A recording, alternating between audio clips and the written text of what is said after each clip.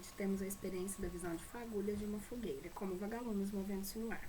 A dissolução do elemento ar. Por fim, o elemento ar será reabsorvido no elemento espaço, isso é, nossa mente sutil, a consciência individual.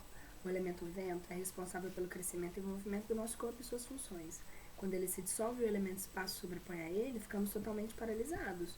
Nossa língua endurece, encolhe e fica azulada. Como perdemos o sentido do tato e do paladar, será positivo receber um contato físico afetuoso e suave até o momento da nossa morte. A expiração torna-se inicialmente mais longa que a inspiração até cessar o nosso coração parar de bater.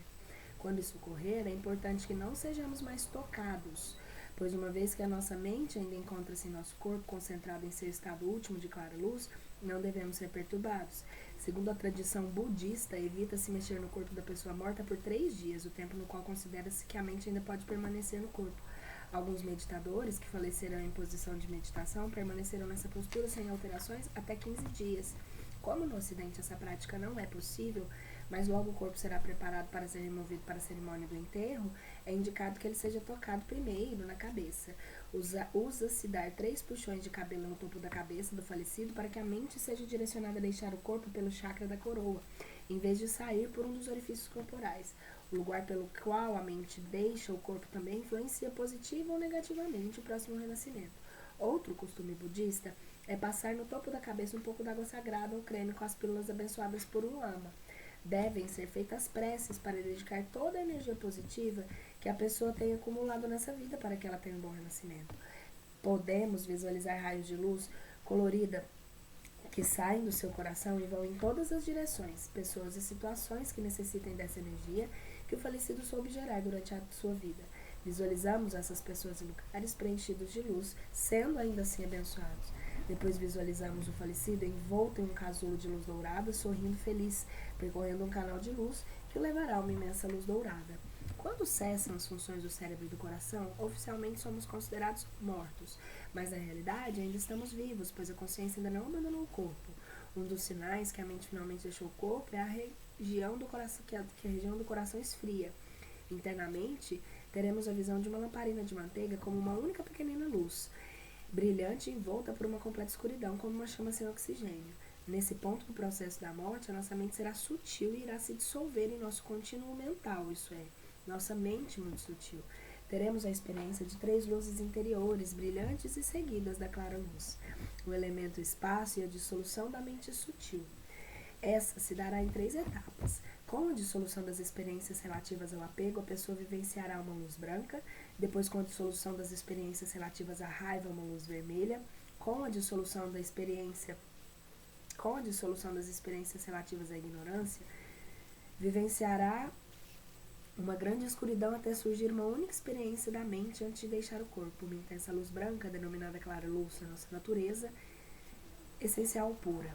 Aqueles que praticam o Tantra sabem escolher o próprio renascimento de forma consciente, pois sabem reconhecer e lidar positivamente com as várias etapas do processo da morte.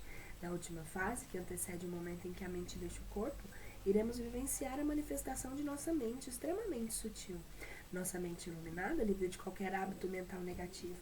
A mente extremamente sutil desperta para experimentar unicamente o espaço vazio, claro e luminoso. Essa consciência da clara luz é o último e mais sutil de todos os estados mentais experimentados durante a vida. Para uma pessoa comum, todas essas dissoluções que vão das visões similares até as miragens, das visões similares a miragens, até o surgimento da clara luz, ocorrem de modo incontrolável, surgem uma após a outra, mas nós estamos praticamente inconscientes. A nossa mente está muito confusa e distraída, mas aqueles que exercitaram bem e com antecedência mantêm a clara consciência de tudo aquilo que acontece nesse processo. Eles sabem quais visões encontrarão e compreendem que tudo aquilo que estão percebendo é só uma aparência que se apresenta diante da mente deles quando estão morrendo. Visões vazias de qualquer existência inerente. Também não existe de fato nada externamente que possa ser percebido. Por causa dessa compreensão, eles não se assustam com aquilo que vem. Ao contrário, dado que a mente deles se torna cada vez mais sutil, a sua consciência de vacuidade da existência intrínseca torna-se cada vez mais profunda. Ao final do surgimento da clara luz, essa mente sutil se mescla de forma indistinguível com a vacuidade e uma experiência indescritível de beatitude. Para tal pessoa, a morte é uma preciosa oportunidade de aperfeiçoar a sabedoria da não-dualidade. O praticante, ao reconhecer esta clara luz, isso é capaz de permanecer em sua ausência sem ser iludido por pensamentos, atingirá a iluminação no momento da sua morte. Dessa maneira, interromperá o ciclo involuntário da morte e renascimento, podendo escolher renascer uma terra pura para completar o seu processo de iluminação, ou retomar este mundo com a intenção de ajudar todos os seres que atingirem a iluminação. No entanto, essa luz será profundamente inquietante para quem não estiver preparado para identificá-la como a verdadeira natureza, a clara luz. Por estar ainda fortemente contaminada pela força do apego, da aversão e da ignorância, a pessoa entrará no bardo, um estado intermediário de ignorância inconsciente, entre a morte e o seu próximo renascimento involuntário, baseado em experiências de satisfação e sofrimento. Bardo, um estado intermediário entre a morte e o renascimento. O tempo tibetano bardo parece o vocabulário do tempo. Indica um intervalo temporal marcado por um indício e um fim definidos. Bardo significa entre, como entre a vida e a morte, entre ir, dormir e acordar. Por isso o termo não se aplica apenas à morte, mas a toda experiência ou a todo fenômeno cujos limites temporais são definíveis, de longa duração ou breve. O budismo classifica 6 tipos de bardo. Cada bardo é uma chance para desenvolvermos a nossa luz interior. Precisamos aprender a usar positivamente essa energia de transição. Os 3 primeiros bardos pertencem à vida presente. 1. O bardo do nascimento à morte, o bardo do sonho, o bardo da concentração, do início e do fim de uma meditação. E os 3 últimos pertencem ao processo da morte. O bardo do momento da morte, que é do início do processo até a morte efetiva. Depois o bardo da natureza em si, do momento da morte até o aparecimento das divindades no estado pós-mortem, o bardo do vir a ser, do fim do precedente até o nascimento. Ao entrar no bardo do vir a ser, no máximo 49 dias após termos falecido, venhamos nossos futuros pais em uma união sexual. Sentindo intenso apego por um deles, tentamos nos aproximar, mas possuindo uma forma muito sutil, obviamente não conseguimos. Cheios de frustração, raiva e ciúme, sofremos uma pequena morte. Nesse momento, nossa consciência é engolida por nosso pai e ejaculada dentro do útero de nossa mãe, onde então, cavalgando sobre o esperma do nosso pai, une-se ao óvulo. Exatamente nesse instante, deixamos a clara luz da morte. Nossa mente é energia. Nossa mente e energia começam a ficar mais grosseiras, o programa da nova vida é acionado e assim a nossa mente projeta uma outra realidade sansárica e a nova vida do sofrimento tem início. Como preparar-se para morrer com a mente positiva? Certa vez perguntei a Lama Gantchen, mas afinal qual deve ser a nossa proposta? Ir para a Terra pura ou voltar para este mundo?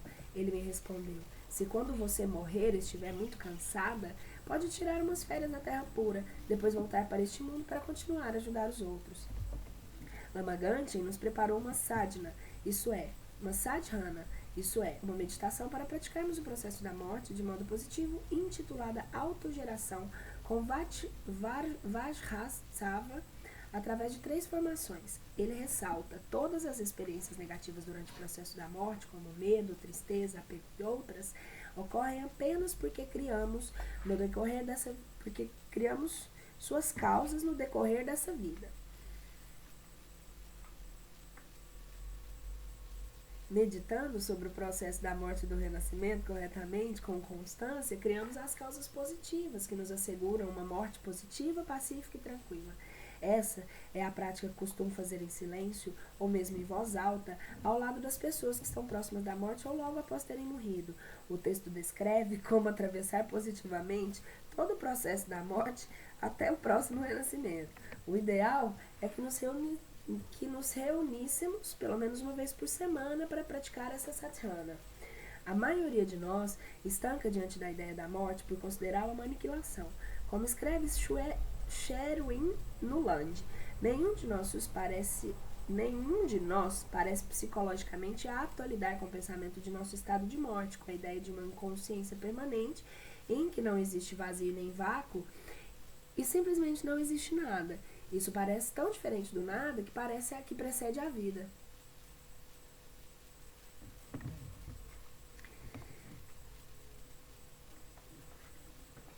Instintivamente, negamos a ideia de não sermos nada. Sabemos que não é natural pensar em algo que não tenha continuidade. No entanto, estamos fortemente influenciados pelo niilismo de nossa cultura materialista, que considera impossível o que não é visível. É interessante observar a capacidade da nossa mente com relação ao processo cíclico da natureza. Por exemplo, mesmo não tendo testemunhado o ciclo de morte e renascimento de uma árvore, desde o momento de uma semente solta-se e cai no chão dando início ao processo, sabemos que ela é potencialmente uma árvore. Reconhecemos a lógica das continuidades nos processos da natureza, mas não a transpomos para nós, seres humanos. Seríamos uma exceção. Não teremos continuidade? A ciência moderna vem corroborando ideias postuladas e apresentadas pelos budistas há muito tempo. O budismo diz que mente e matéria são altamente interdependentes. A física quântica postula que a energia apresenta uma propriedade fundamental: jamais se esgota. Isso é, a energia não se extingue, transforma-se em uma outra forma de energia. Einstein é um exemplo de que estamos falando. A equação E igual a mc elevado a 2, a energia é igual a massa vezes o quadrado da velocidade da luz. Nos diz que a matéria se converte em energia a partir de um fator C, que é a velocidade da luz, ou seja, há uma equivalência entre massa e energia, e elas podem transformar-se uma na outra, sendo que a densidade da massa, mais ou menos sutil, está relacionada com a velocidade de deslocamento. Desta forma, quando nos referimos a um corpo sutil, podemos estar falando de um estado energético onde a massa de um corpo desloca-se com muito mais velocidade. Matéria é energia condensada. A energia pode se apresentar em diferentes estados de condensação, dependendo do quanto as partículas ou moléculas estão concentradas. Assim, quando temos um estado energético em que as moléculas estão muito coesas, temos uma matéria mais densa ou cristalizada, como o nosso corpo físico. Quando as moléculas de energia estão menos coesas, temos um corpo mais sutil. Refletir sobre a interdependência, o princípio do que nada existe por si só e tudo está interligado, nos ajuda a superar a ideia limitada que temos sobre a morte. Como diz Mark Epstein, se as coisas não existem como entidades fixas, independentes, como podem morrer? Nossa noção de morte como a súbita expiração do que uma vez era tão real começa a ceder. Se as coisas não existem por si só e estão oscilando em vez de estáticas, então não podemos temer uma possível extinção delas. O que podemos temer é a instabilidade ou vazio. No entanto, a ameaça obscura da morte começa a parecer absurda. As coisas constantemente morrendo é o que descobrimos, ou melhor, estão em fluxo constante, surgindo e desaparecendo com cada momento de consciência. Associamos a ideia de estar vivo com a capacidade de manter-se em movimento. Temos a tendência de supor que onde houver movimento haverá continuidade. Por isso, a paralisação do corpo da morte imediatamente nos faz conduzir o processo de continuidade da terceira mente. Também será interrompido. Mas, tanto mais as antigas tradições religiosas quanto as mais recentes pesquisas da metafísica reconhecem que o homem é um ser transcendental. Em O Mito do Milênio, no capítulo intitulado O Futuro da Morte, Michael Grosso prevê para esse milênio a conquista da imortalidade. O mito do milênio oferece para unir-se à humanidade em busca de meios para transcender a maldição da morte. Na verdade, a ideia é mítica de que a morte é um erro e que por isso mesmo pode ser eliminada e reaparece hoje como um ambiente secular. A ânsia de transcender a morte abriu um caminho pela ciência moderna. Imortalistas e extensionistas modernos que querem prolongar a vida, por exemplo, alegam que o envelhecimento em decorrência à morte não é uma necessidade biológica. Acreditam que é possível desmontar a genética do envelhecimento e, finalmente, da própria morte. Acham que é possível mexer na mecânica do próprio tempo e, dessa maneira, apressar a chegada do fim do tempo habitual. Precisamos aprender a ver além das aparências imediatas. Temos de aceitar a existência de níveis sutis de realidade que são que não são nem concretos e nem mensuráveis. Enquanto não ampliarmos a ideia acerca de que somos também em um nível sutil, iremos encarar a morte como um fim e não como uma transformação. O medo generalizado da morte, criado pela visão limitada de nossa existência, bloqueia nossa energia vital. À medida que ganhamos confiança para lidar com a nossa morte, nossa energia vital é literalmente liberada, gerando disponibilidade e alegria de viver. Se durante a vida superarmos gradualmente o hábito de nos relacionarmos com as coisas com avidez e medo, teremos mais capacidade de entrega no momento da nossa morte. 3 considerações sobre a mortalidade para uma vida melhor. Para aceitarmos verdadeiramente a nossa morte,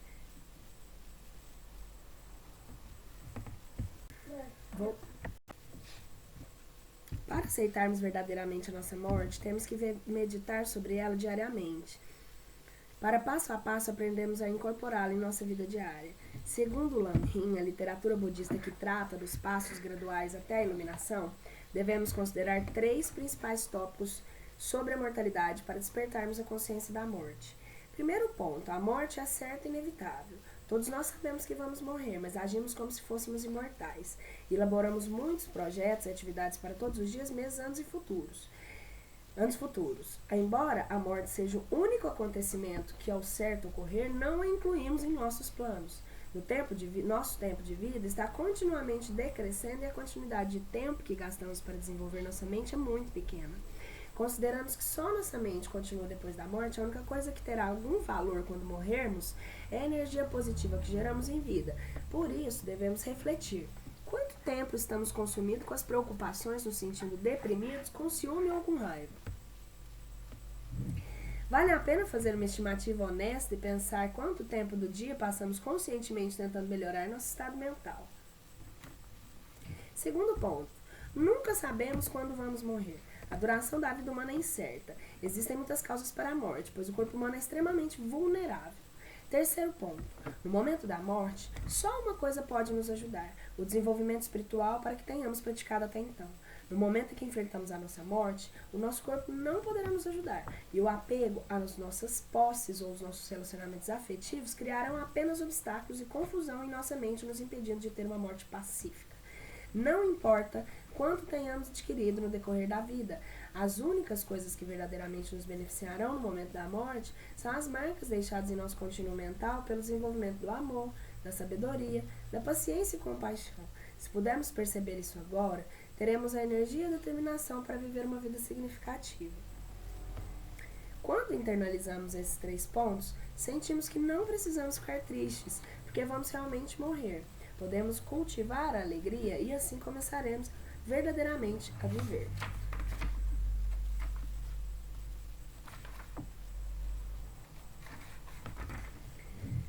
Segundo o budismo, considerando o conceito de renascimento de todas as formas de vida, a vida humana é a mais rara e difícil de ser obtida. Então, já que temos essa vida agora, o melhor é aproveitá-la para purificar o nosso contínuo mental e ajudar os outros a fazerem o mesmo. Capítulo 23. Morrer em paz. As necessidades espirituais da morte.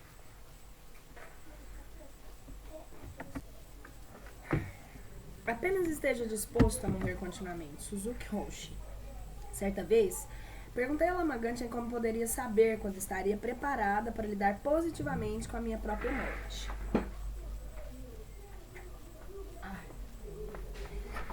Melhor assim. Porque meu filho estava dormindo ali.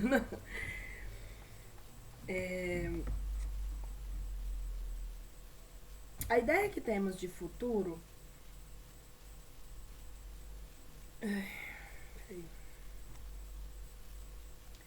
Ele me respondeu: quando a sua mente não tiver dúvidas quanto ao seu futuro, no momento da morte, a ideia que temos de futuro servirá de base para a projeção de vivências que virão a seguir. Associei essa ideia a algo similar a ligar uma TV. A primeira imagem que surge na tela nos indica o canal em que ela estava quando foi desligada pela última vez. Lama Ganchen explica como isso ocorre. A última mente grosseira do momento da morte, quando a respiração cessa, ativa o karma que nos projeta para a próxima vida. Morrendo com uma mente feliz e em paz, teremos uma próxima vida feliz e em paz. Por isso, teremos que enfrentar a morte agora. Portanto, ao acompanhar uma pessoa que está falecendo, a principal meta deve ser ajudá-la a ter uma mente positiva no momento de sua morte. O budismo não vê morte como um evento isolado, mas sim como das mudanças de um ciclo infindável de mudanças. Ele nos ensina a viver positivamente as mudanças e é nesse sentido que ele nos prepara para a morte. Se cultivarmos o hábito de lidar positivamente com as mudanças cotidianas, estaremos educando a nossa mente a direcionar-se ao que é luminoso, a ausência de medo e dúvidas. Uma visão positiva do nosso futuro gera simultaneamente a confiança em nosso presente. Do mesmo modo, o futuro é menos assustador quando sentimos segurança no presente.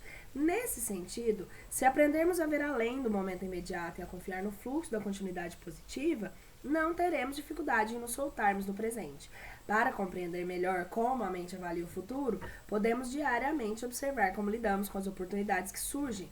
Sou capaz de me ver numa situação próspera, de me defrontar com algo novo e desconhecido? Vivenciamos a morte na vida cotidiana e nos momentos em que as coisas não estão funcionando como desejávamos ou prevíamos. Podemos aprender a lidar com nossas dificuldades cotidianas como uma prática de aceitação emocional de nossa morte futura. Ter um relacionamento com a morte na vida diária significa ser capaz de esperar e de relaxar na insegurança, no pânico, no constrangimento e naquilo que não vai bem. Algumas pessoas sabem lidar com os imprevistos de modo natural, sem alarmes, mas a maioria de nós não está preparada para lidar com o caos. Tememos as situações que estão fora do controle. Não estamos familiarizados com a ideia de contar apenas com a nossa capacidade interna. No entanto, existem momentos na vida em que a única esperança de sair de uma situação caótica consiste em podermos realizar uma transformação interior. Há necessidade de ajuda espiritual diante da morte. Atualmente, devido aos avanços das medicações para o controle da dor, o desconforto físico presente no processo da morte é controlado mais facilmente. No entanto, pouco avançamos no atendimento das necessidades emocionais que surgem diante da certeza de uma morte iminente. A presença real da nossa finitude desencadeia um processo intenso e delicado.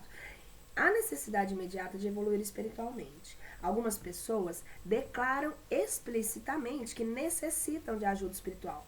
Muitas, entretanto, sequer estão familiarizadas com as suas necessidades internas, de modo que não conseguem perceber o que precisam de ajuda. A psicóloga francesa Marie Renezel, que trabalha com cuidados paliativos há mais de 10 anos, comenta: o ser humano que pressente a proximidade da sua morte fica animado de um desejo de ir ao extremo de si próprio, um desejo de plena realização. Procura aproximar-se de sua verdade mais profunda, deseja seu ser. Neste caso, trata-se realmente de um desejo espiritual. E se existe uma demanda em quem está morrendo, é uma demanda de reconhecimento desse desejo, dessa dimensão pelos outros. Não ser considerado como um corpo doente, mas como uma pessoa com sua história, seu eixo íntimo e, sobretudo, seu mistério. A morte nos leva a perguntar: quem sou além do meu corpo? Enquanto estivermos presos a uma visão limitada de nosso potencial de percepção da realidade, estaremos atados às nossas próprias projeções. Falar em projeções?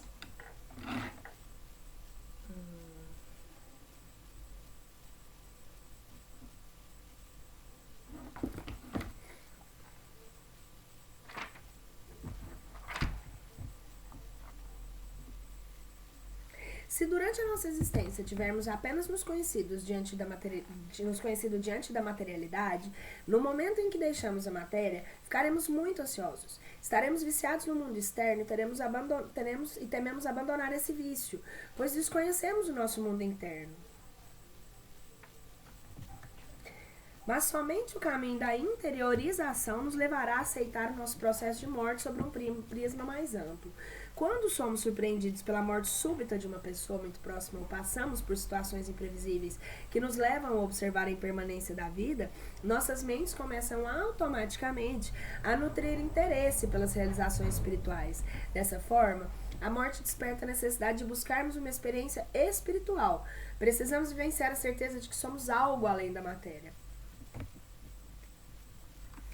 A espiritualidade produz em nós mudança positiva. Ampliamos a visão limitada sobre nós mesmos. A força interior é gerada pela conexão com o ser espiritual, que nos ajuda a perceber a nossa existência além do nosso próprio ego.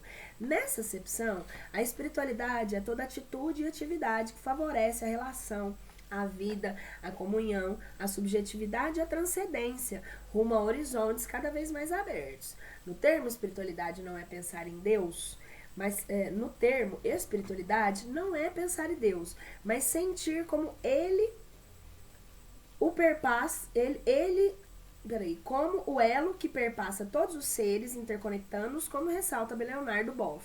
A espiritualidade de todos os sistemas religiosos nos ensina que há algo além da matéria, algo que não devemos, mas sentimos, algo para o qual não necessitamos nem mesmo de definições intelectuais, pois ao vivenciá-lo, compreendemos o seu sentido. No entanto, para ativar essa percepção que vai além do que pode ser compreendido como concreto, o objetivo e real é preciso adquirir a familiaridade consigo mesmo, com seu próprio mundo interior. Ao atravessar o processo da morte, aquele que está consciente sabe que irá deixar o seu corpo enquanto casca protetora. Dessa forma, irá também se libertar de seus limites. Esta vivência amplia sua dimensão como ser humano.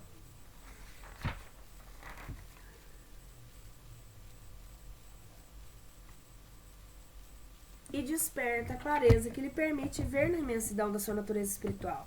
Esse processo requer maturidade. Algumas pessoas, apesar de não pertencerem a um sistema religioso, são espiritualizadas. São pessoas mais amorosas, compassivas, pacientes, disponíveis para perceber o outro além das vontades e carências imediatas. Elas souberam, em vida, atender às suas necessidades internas e, quando enfrentam a sua finitude, estão nutridas e gratas pelo que levaram. As pessoas que já pertencem a um sistema religioso que atende às necessidades espirituais irão naturalmente dedicar-se com mais devoção a ele. Mas se ao depararmos com a proximidade da morte não tivermos interiorizado um método que nos traga força interior, iremos necessitar de ajuda para dar um salto em nosso desenvolvimento espiritual. Essa ajuda é possível e real quando atender às seguintes necessidades: a de amar e ser amado, necessidade de direcionamento, ou de encontrar um sentido para a vida, necessidade de ser espontâneo, ou de expressar nossa bondade fundamental, necessidade de encontrar uma sensação de integridade, ou um estado natural de abertura, aceitação e flexibilidade, e a necessidade de participação, ou superação da solidão.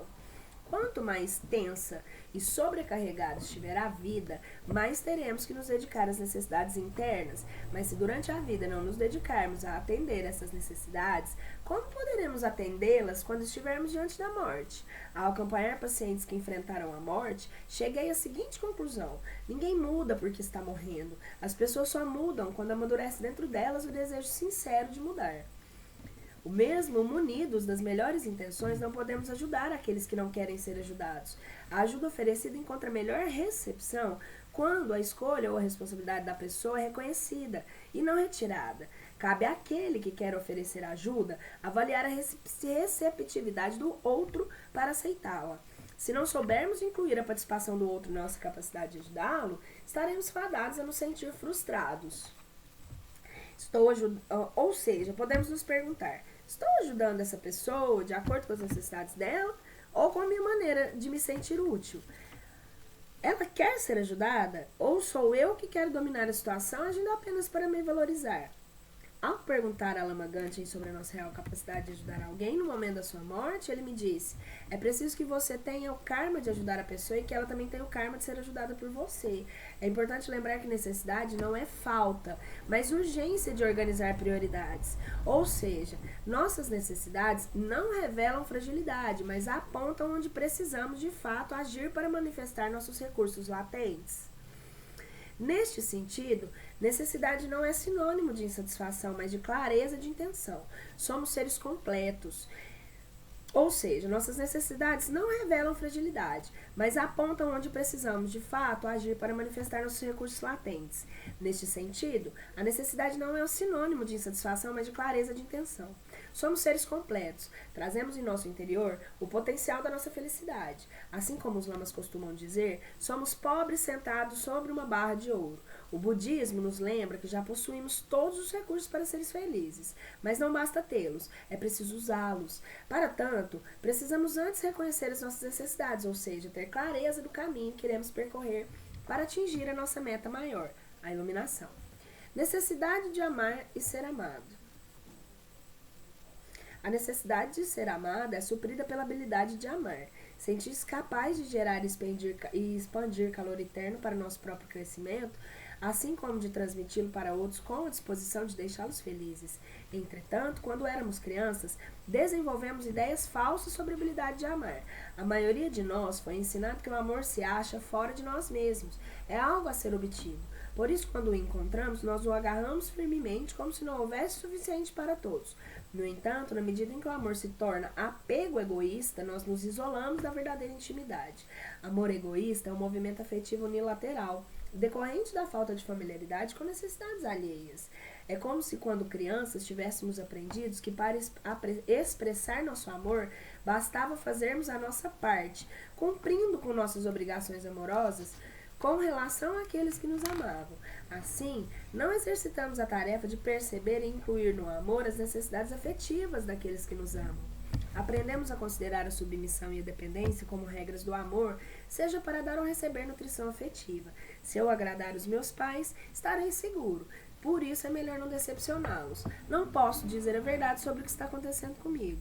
Dessa forma, lentamente, como filhos, nos distanciamos dos nossos pais, sem chegar a aprender a amá-los, isso é, sem conhecer suas necessidades reais. Muitas vezes, só aprendemos a amar verdadeiramente nossos pais quando chega a nossa vez de protegê-los.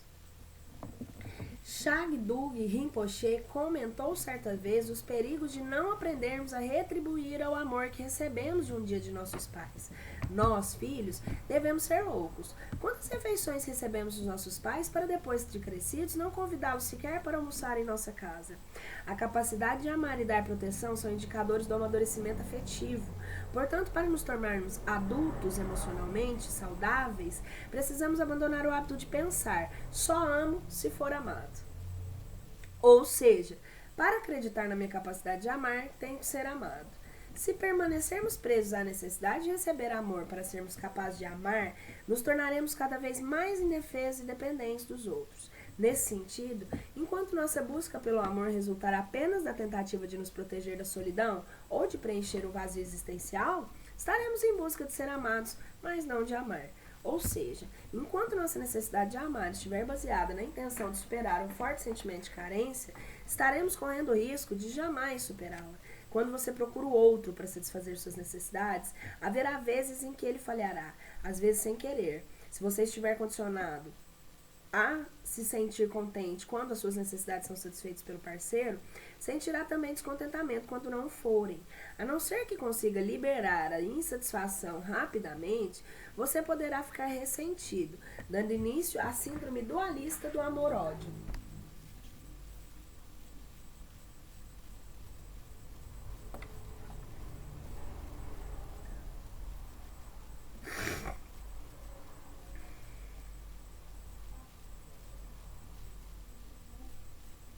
Segundo o budismo, o amor não nasce do desejo que os outros sejam felizes. Para tanto, Lama Gangchen Rinpoche nos aconselha a começar por aprender a amar a nós mesmos.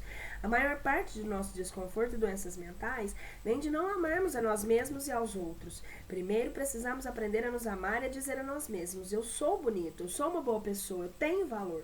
Depois, devemos tentar desenvolver em nosso coração o mesmo sentimento especial de amor por todos os seres, o mesmo sentimento que temos por nossos filhos e parentes próximos. Amor não é o mesmo que apego. Quando comecei a organizar as atividades de Lama Gangchen no Centro do Dharma da Paz pela primeira vez na vida, não senti ciúmes. Percebi que estava alegre por testemunhar outras pessoas recebendo amor daquele que eu amava. Até hoje procuro aproveitar o sentimento caloroso de estar unida a alguém para ampliar o meu potencial de amar outras pessoas, além daquelas que amo diretamente. Como armazenar o amor sem apego? Quando estamos diante da proximidade da morte, necessitamos vivenciar o amor puro, livre do apego. Para sabermos nos separar daqueles que amamos, precisamos cultivar dentro de nós um sentimento profundo de gratidão por termos tido a oportunidade de conhecê-los. A gratidão é um antídoto poderoso contra a dor do apego. O sentimento de gratidão nos ajuda a internalizar o outro em nossa memória afetiva. A partir de então, levamos amor que sentimos por essa pessoa. Esteja ela presente ou não em nossa vida, onde quer que a gente vá, libertamo-nos do medo de perdê-la, do desgaste energético de tentar controlar as coisas para que possamos sempre estar juntos. A gratidão é uma forma de armazenamento do afeto. Amplia a dimensão do quão profundo pode ser o nosso amor por alguém. É como uma preciosa herança afetiva que recebemos de nossos relacionamentos. De modo similar, podemos ajudar a pessoa que está morrendo a recuperar a sua dignidade ao recordar do que fez de generoso em sua vida. Capacidade de autoapreciação gera um sentimento de auto-merecimento. Ao receber nossa felicidade interna, seremos capazes de apreciar nossa própria energia. No momento da morte, dizer adeus àqueles que amamos pode intensificar nosso apego por eles, mas se dedicarmos tempo remanescente para recordar com eles os bons momentos vividos juntos, poderemos nos carregar do forte sentimento de gratidão capaz de nos trazer aconchego diante da dor da separação. Desejar no fundo de nossos corações que eles sigam bem e sejam felizes é uma forma de expressar nosso amor por eles sem nos apegarmos. O sentimento de gratidão é profundo e duradouro. Agora mesmo, se pararmos por alguns instantes para nos lembrar dos momentos que pudemos sentir em nossa vida amor verdadeiro, automaticamente nos sentiremos carregados pela energia gerada naqueles preciosos momentos. Ser grato pela vida é uma forma de aceitar emocionalmente a morte. Um exemplo de gratidão. Durante 3 anos e 3 meses acompanhei a vida de Paula. Nossa ligação tornou-se profunda e significativa. Sempre que me refiro a ela, sinto no meu coração se emocionar, meu corpo se emocionar. Em julho de 2001, ela escreveu em seu depoimento para o último capítulo do meu livro Morrer Não Se Improvisa, que já sabia que teria apenas mais alguns meses de vida. Paula faleceu 6 meses depois. Durante os últimos 5 dias, fiquei ao seu lado 24 horas, junto com a sua família. Havia prometido a ela que estaria presente quando falecesse. Ela já sabia as rezas que eu ia fazer e que eu telefonaria para Lama Ganchen assim que morresse. Haveríamos determinado que seria assim há tantos meses e que ela agora se segura de tudo que ia ocorrer como havíamos combinado. Desde que Paula foi internada, não falamos mais sobre a morte. O objetivo agora era resgatar a espontaneidade. Cheguei a brincar com a sua família, dizendo que parecíamos o programa Big Brother. Um grupo de pessoas juntas, 24 horas por dia, sem saber o que ia ocorrer nos próximos 5 minutos. Cada um, a seu tempo e modo, esteve a seu lado. Paula pôde se despedir de sua filha de 4 anos, de seu marido, seus pais, irmãos e amigos. Escutamos suas músicas preferidas, mantras, melodias que nos ajudaram a resgatar a leveza da alma. Paula era dançarina e, ao adormecer, quando foi sedada, Cláudia, sua companheira de dança, guiou-lhe uma visualização na qual inspirava Paula a dançar com a terra, como quem brinca com graça e alegria como uma grande bola. No momento da sua morte, pude, junto com sua mãe, fazer a meditação de autocura com o mantra de Tara Verde. Ao som do doce piano, fizemos entendimentos entre todos. Liguei para Lama Ganchen, que me ajudou a despedir-se de Paula mais uma vez. Um dos tesouros que trago em meu coração é a gratidão que sinto pela confiança que Paula depositou em nossa capacidade de lidar com a morte, com a dignidade, tristeza, bom humor e sabedoria.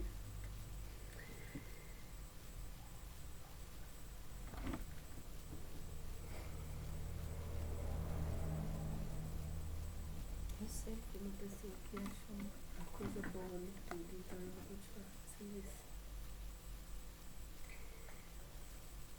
Gente, tem gente que grava vídeo comendo, né? Não que, né, cada um grava assim, e mais nada, e, né, vamos lendo, né? Lendo é legal também. Cada um do seu jeito. Vamos lá. Necessidade de direcionamento para dar um sentido à vida. Hoje em dia, devido ao aumento da violência social e catástrofes causadas pelo desequilíbrio de nosso ecossistema, vivemos sob forte ameaça de consciência da vulnerabilidade da vida que nos leva a perguntar: o que eu realmente quero? Esta não é uma pergunta superficial. Precisamos respondê-la para direcionar nossa vida. Temos que desacelerar nossas atividades para encontrar tempo e calma para refletir sobre essa questão. Quanto mais a vida se torna acelerada e densa, mais atenção e cuidados o nosso mundo interior necessita. O direcionamento que damos à nossa vida está consciente ou inconscientemente ligado ao sentido que damos à nossa morte. Como Leonardo Boff nos inspira a pensar, se a morte é um fim derradeiro, então pouco valem tantas lutas, empenho e sacrifício. Mas se a morte é fim meta alcançada, então significa um peregrinar para a fonte. Ela pertence à vida e representa o modo sábio que a própria vida encontrou para chegar à plenitude negada deste universo demasiadamente pequeno para o seu impulso e demasiadamente estreito para sua ânsia de infinito. Somente o infinito pode saciar uma sede infinita. Cuidar da nossa travessia é internalizar uma compreensão esperançosa da morte. No decorrer da vida, buscamos a espiritualidade porque precisamos dar vida a um significado suficientemente autêntico para nos manter nutridos pela vontade de viver.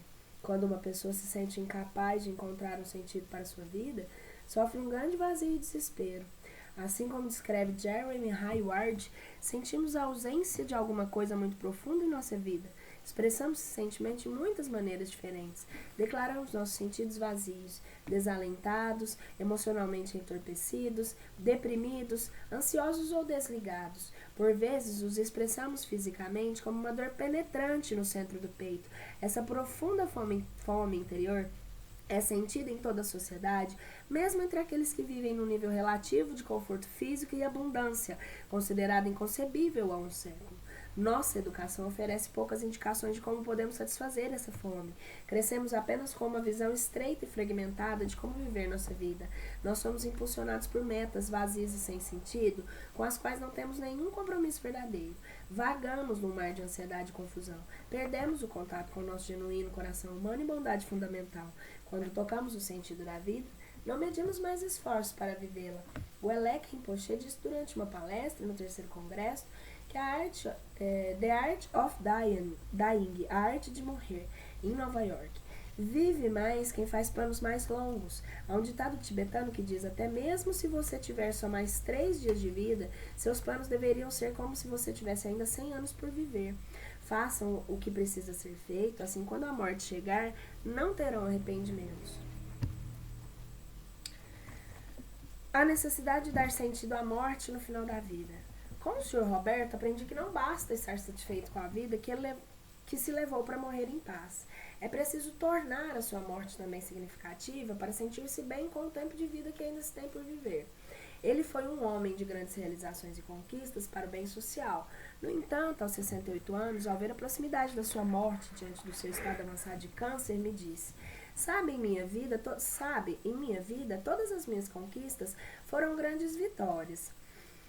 Sempre tive muito empenho em tudo que fiz. Agora vou viver esse momento único que será a minha morte, que não estou sabendo como lidar, pois está muito sem graça. Não há conquistas e eu estou cada dia mais entregue aos médicos. E eu respondi: quando resolvemos falar sobre a morte, descobrimos que temos muitas fantasias a respeito dela. Então podemos deixar que a nossa imaginação nos leve para uma dimensão rica e cheia de novas possibilidades, e o seu desafio agora é soltar a sua mente.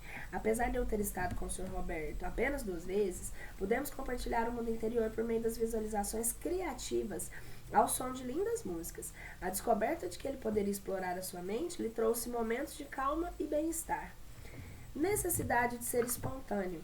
Expressar nossa bondade fundamental. Se um dia eu necessitasse resumir em uma frase o objetivo do trabalho psicoterapêutico, eu diria que é resgatar a espontaneidade para gerarmos um afeto genuíno, capaz de expressar o que temos de mais puro em nosso interior. Espontaneidade, jinen em japonês, quer dizer a essência da realidade, ou as coisas tal como elas são. Jinen significa, portanto, que aquilo que está para além da forma e do tempo, do intelecto humano e da vontade. Jinen age nas pessoas constantemente e vivenciar esta ação também é uma espécie de despertar. Nesse sentido, a espontaneidade é a expressão da nossa boa vontade fundamental, nossa natureza básica, genuinamente positiva e, portanto, naturalmente generosa e livre de qualquer hábito negativo. Ser espontâneo é ter empatia por si mesmo, o sentimento genuíno de sentir prazer por gerar algo positivo em nosso interior. O costume da autocrítica, de nos depreciarmos, desencadeia a perda da espontaneidade.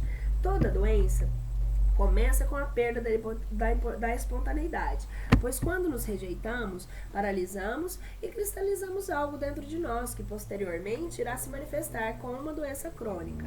Num nível mais sutil, usamos padrões habituais para esconder a falta de espontaneidade. Quando nos sentimos incapazes, mal adaptados a uma situação, adotados a um padrão habitual como resposta para preservar a nossa autoimagem, inventamos desculpas para proteger a nossa incapacidade frente às outras pessoas.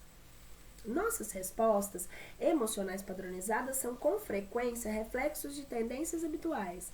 tanto quanto cansaço mental, inquietude, irritação com as coisas que não gostamos, além de boa parte dos nossos desejos, recorremos aos hábitos para nos trancar e nos fortalecer. Em geral, apesar da necessidade de nos expressarmos sem reservas, nós nos bloqueamos, temos medo de não sermos aceitos como somos.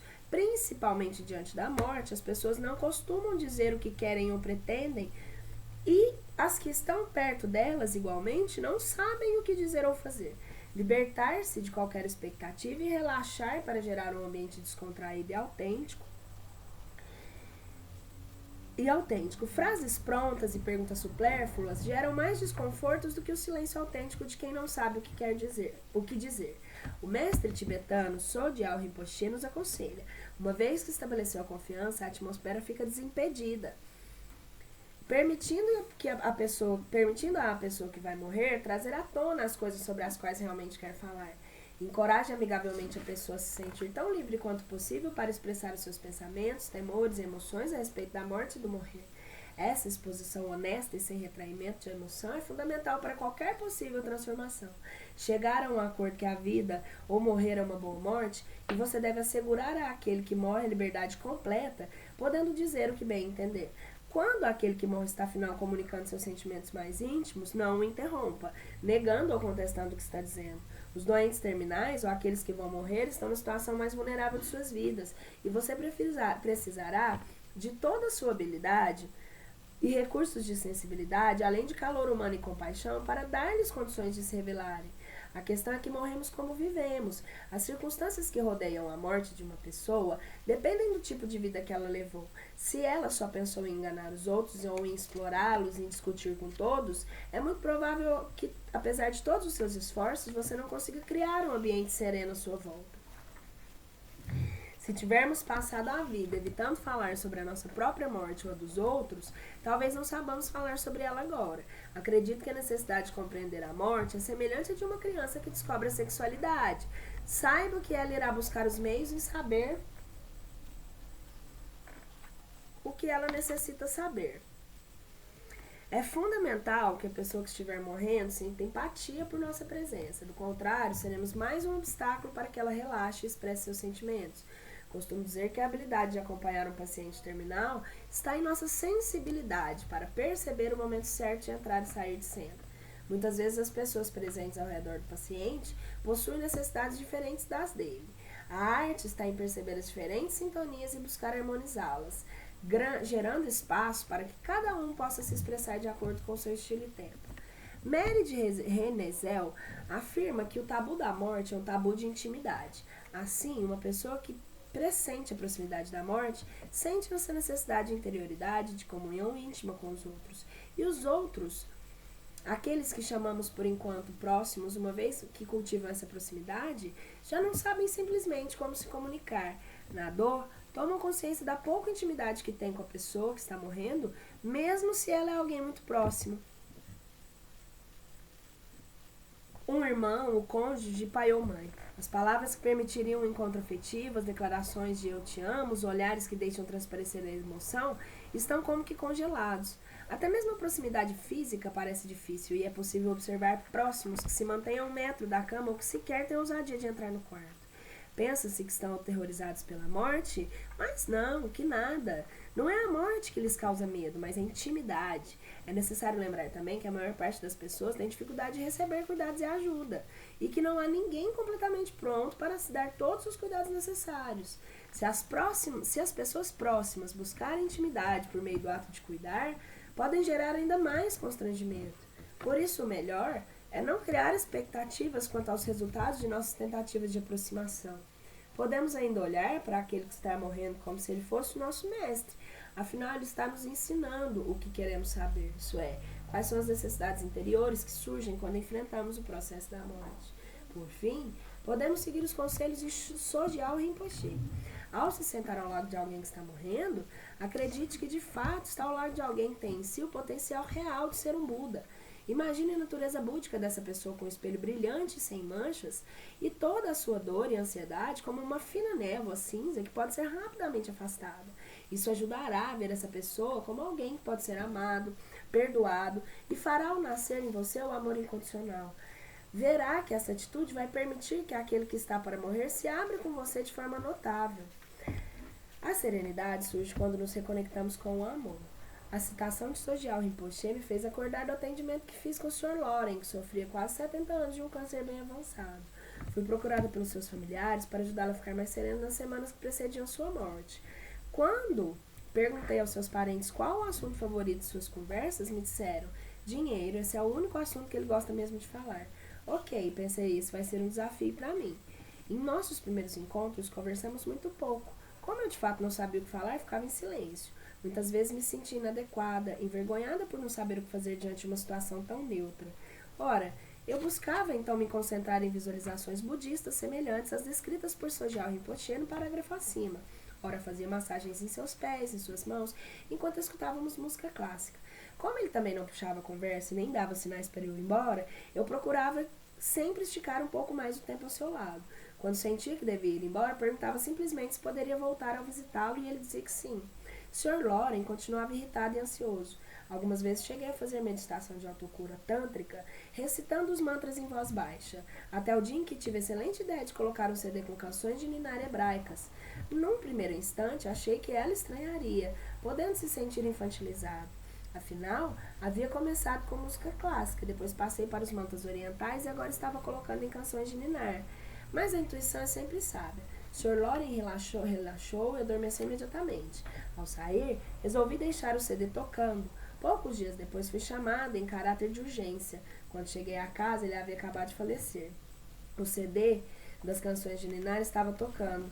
Foi quando uma grande amiga disse-me: essas canções eram as mesmas que a sua mãe lhe cantava quando ele era pequeno. Ela faleceu quando ele tinha 5 anos. Semana passada, ele me disse que aceitava morrer para poder encontrar sua mãe novamente. Foi quando você trouxe o CD e ele pedia para não parar de tocá-lo. Desta forma, o Sr. Loren pôde despertar a memória da energia de bondade fundamental de sua mãe e encontrar a confiança para soltar-se dessa vida. Necessidade de encontrar uma sensação de inteireza, um estado natural de abertura, aceitação e flexibilidade. Conectar-se com a fonte interna de satisfação e inteireza é uma tarefa espiritual. Despertamos o sentimento de inteireza quando começamos de fato a nos conhecer. Na verdade, todos nós somos mais do que sabemos. A nossa inteireza nunca é perdida, apenas esquecida. Inteireza raramente significa que precisamos acrescentar alguma coisa a nós mesmos. Ela é um desfazer do que um fazer, uma libertação das crenças que temos com respeito ao que somos, dos modos como fomos persuadidos a nos consertar, para saber quem verdadeiramente somos. A capacidade de nos sentirmos inteiros surge da habilidade de nos autoacolher. Sermos nossa própria companhia espiritual ao saber validar nossas necessidades e princípios.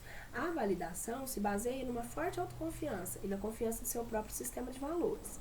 Isso significa que você não tem de receber instruções de outras pessoas com relação a valores e crenças e princípios que não norteiam valores e crenças e princípios que não norteiam sua vida. Em outras palavras, você está confortável consigo mesmo. Se alguém pensa diferente, você não se sente ameaçado. Isso também não significa que tem que mudar crenças ou necessidades ou comportamentos para se adequar aos outros. O segredo está em não evitar a si mesmo. Para tanto, devemos começar a observar que opinião temos a respeito de nós mesmos. É essa opinião que temos que corrigir se ela estiver determinada pelo hábito da autocrítica. A chave para fazer da validação um hábito é lembrar que cada pessoa tem dentro de si a necessidade universal de acreditar no seguinte: eu tenho valor, meus sentimentos são importantes e alguém realmente se importa comigo. Quando aceitamos a nós mesmos, aceitamos viver e morrer. No entanto, assim como não basta sabermos que a cada dia estamos mais perto da nossa morte para aceitá-la, não basta estarmos vivos para aceitarmos a nós mesmos. É preciso praticar o autoconhecimento em ambos os casos. À medida que atendemos às nossas necessidades espirituais, adquirimos um maior espaço interior. Quando a qualidade de espaço interior surge em nossa mente, nos tornamos menos preocupados ou rígidos, pois temos mais abertura frente ao desconhecido. Essa foi uma importante experiência para o Sr. Wilson, que aos 72 anos teve durante 6 meses a sua vida sustentada por tubos e máquinas. Não respirava, não falava, não alimentava-se, nem urinava ou defecava por si mesmo. Acostumou-se a dormir com os sons repetitivos dos bips das máquinas. Contava apenas com seus gestos de mãos, olhares e expressão facial para extravasar seus sentimentos.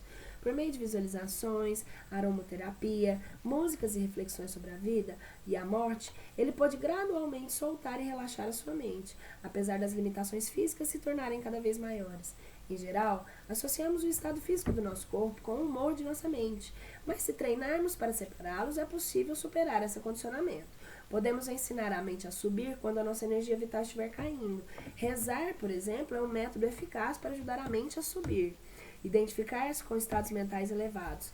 Tive a oportunidade de compartilhar com o Sr. Wilson um momento muito especial quando ele pôde sair da cama por alguns minutos e fazer seu primeiro passeio de cadeiras de rodas fora do quarto. Sua filha Débora e eu pudemos sentir com ele a curiosidade de olhar para qualquer canto ou pessoa como se fosse a primeira vez. Que quadro está na sala de espera? Qual é a vista da janela?